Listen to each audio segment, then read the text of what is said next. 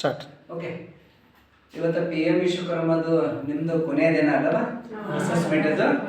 Okay ಸರಿ, ಇವತ್ತು ನಿಮ್ಮ ಅಸೆಸ್ಮೆಂಟ್ ಇರ್ತಕ್ಕಂಥ ಏನು 5 ದಿನದ ಏನು ತರಬೇತಿ ತಗೊಂಡಿರಿ, ಈ 5 ದಿನದ ತರಬೇತಿ ಒಳಗಡೆ ನಿಮ್ಗೆ ಸಾಕಷ್ಟು ಕೂಡ ಥಿಯರಿ ಮತ್ತು ಪ್ರಾಕ್ಟಿಕಲ್ ಮತ್ತು ವೈವಾ ಈ 3 ಹಂತದೊಳಗಡೆ ಎಕ್ಸಾಮ್ ಅನ್ನ ಕಂಡಕ್ಟ್ ಮಾಡ್ತಕ್ಕಂಥದ್ದಿದೆ ಅಲ್ವಾ?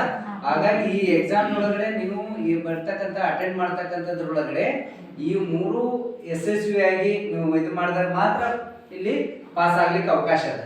ಓಕೆ, ಆ ನಿಟ್ಟಿನೊಳಗಡೆ ನೀವೇನು ಅಟೆಂಡ್ ಮಾಡ್ತಕ್ಕಂಥ ಅಂದ್ರೆ ಇಲ್ಲಿವರೆಗೂ ನೀವು ಆಲ್ರೆಡಿ ವೃತ್ತಿದಾರ ಅದೇ ರೀ, ಟೇಲರ್ ವೃತ್ತಿ ಅದ.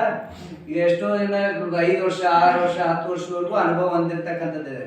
ಇದರ ಈ ಒಂದು ತರಬೇತಿ ನಿಮ್ಮ ಆದಾಯ ಮೂಲಗಳನ್ನ ಉನ್ನತೀಕರಣ ಮಾಡ್ಲಿಕ್ಕೆ ಉದ್ದೇಶದಿಂದ ಈ ಒಂದು ತರಬೇತಿ ಬಂದಿದೆ, ಹೌದಾ? ಆ ತರಬೇತಿ ಮುಖ್ಯ ಉದ್ದೇಶ ಅಂದ್ರೆ ನಿಮ್ಮ ಆ ಕುಟುಂಬದ ಆದಾಯ ಮೂಲಗಳನ್ನ ಹೆಚ್ಚು ಮಾಡ್ಕೊಳ್ಳೋದು, ಹೌದಾ? ಈ ಸರ್ಕಾರದ ಏನು ಕೇಂದ್ರ ಸರ್ಕಾರದ ಇದೆಯಲ್ಲ PM ವಿಶ್ವಕರ್ಮ, ಇದು ನಿಮ್ಮ ಕುಟುಂಬದ ಆದಾಯ ಏನು 18 ವೃತ್ತಿ ಇದಲ್ಲ ಅದ್ರೊಳಗ ಟೇಲರಿಂಗ್ ಒಂದು ವೃತ್ತಿ, ಹೌದಾ? ಟೇಲರಿಂಗ್ ನಿಮ್ದು ದರ್ಜಿ.